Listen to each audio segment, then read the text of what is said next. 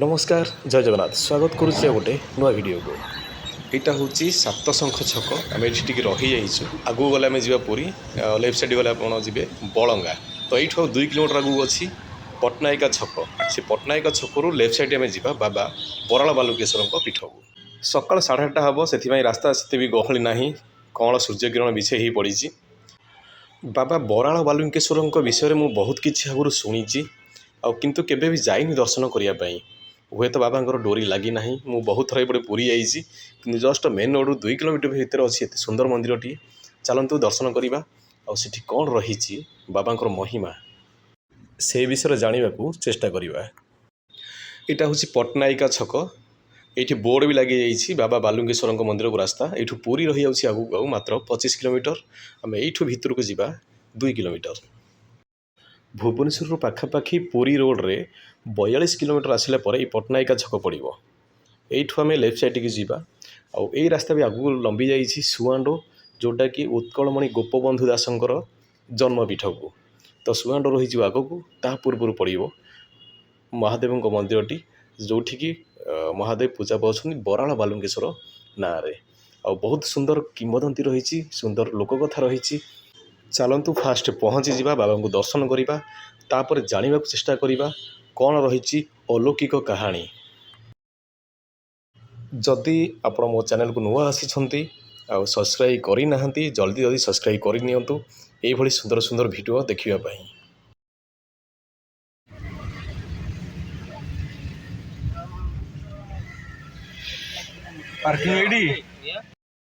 मंदिर प्रवेश पथ रही सुंदर तोरणटीए तोरण पूर्व आपको कार को पार्किंग करा पड़ो राइट साइड रही विराटकाय पुष्करणीटीए एठी विराटकाय वृषभ महाराजा मूर्ति रही आई साइड्रे आमको जावा पड़े गाँ भीतर पशिकी मंदिर भीतर को जावा पड़ो बराल बालुकेश्वर अपार महिमा रही ओडिशा तथा ओडिशा बाहर भक्त मैंने आसती निजर मानसिक पूरण करने एठी विश्वास रही कि गोटे भक्तटीए जहाँ भी मानसिक करे बाबा ता मानसिक निश्चय पूरण करती विशेषकर जो माने संतान संतति चाहूँगी कि अपुत्रिक रही से माने मानसिक कर आसिले महादेव तांकर डाक शुणती मानसिक पूरण करती आउ पुत्र संतान प्राप्त करती। आपण बाइक आनिक आसिले मंदिर पर्यंत आसीपारे जदि कार आसुँच से जो गेट रहा प्रवेश पथ से प्रवेश पथ पाखरे ही पार्किंग करेंगे।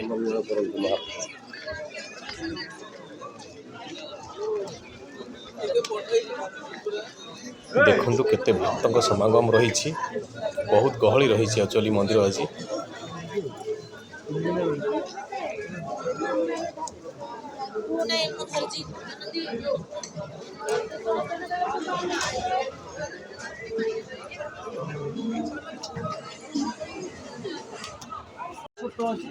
एठी भी बहुत सारा पूजा सामग्री दुकान रही आपण बाहर किसी आनिबा आवश्यक नहीं सबू यही जगह ही मिल जाऊँगी।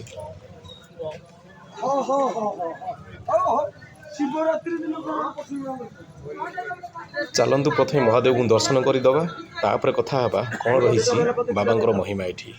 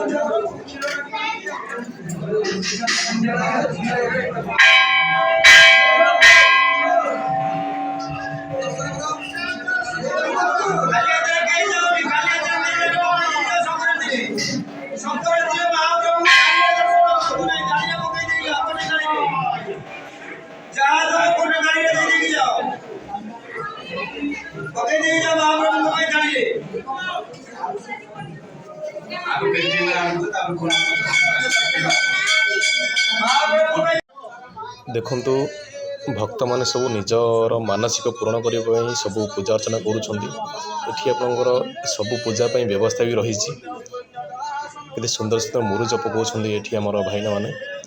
ଆଉ ଏଠି ଯେଉଁ ମାନସିକଧାରୀ ମାନେ ଏଠି ଗାଧଉଛନ୍ତି, ସ୍ନାନ କରୁଛନ୍ତି ଏଇ ଜାଗାରେ।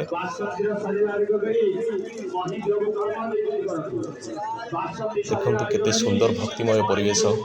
ଇଏ ହେଉଛି ଲୋକଙ୍କର ବିଶ୍ୱାସ ଆଉ ଆସ୍ଥାର ପ୍ରତୀକ।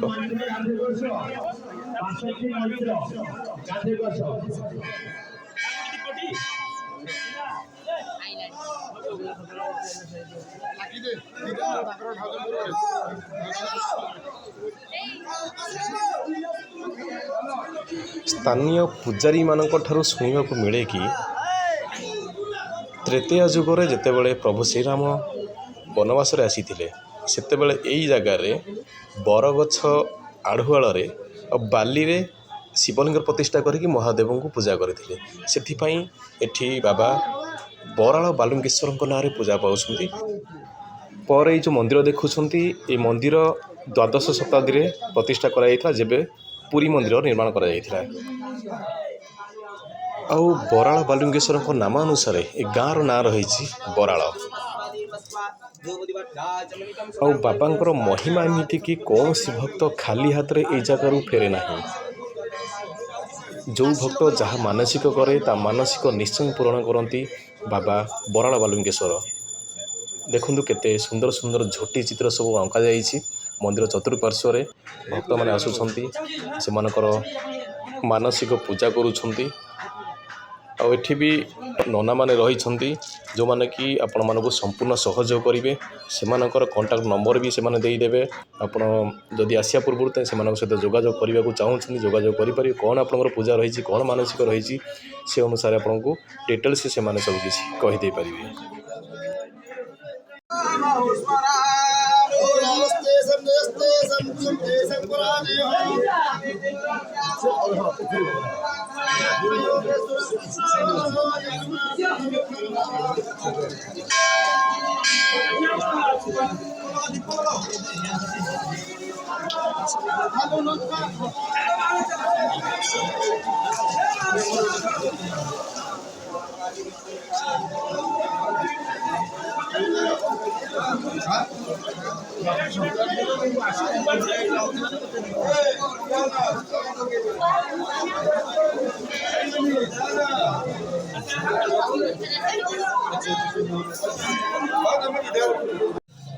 ଆପଣମାନେ ନିଶ୍ଚୟ ଏଇ ଜାଗାକୁ ଥରେ ଆସନ୍ତୁ ଆଉ ବାବାଙ୍କର ମହିମା ବିଷୟରେ ଜାଣନ୍ତୁ। ଆପଣ ନିଜର ମାନସିକ ରଖନ୍ତୁ, ମାନସିକ ନିଶ୍ଚୟ ପୂରଣ ହେବ।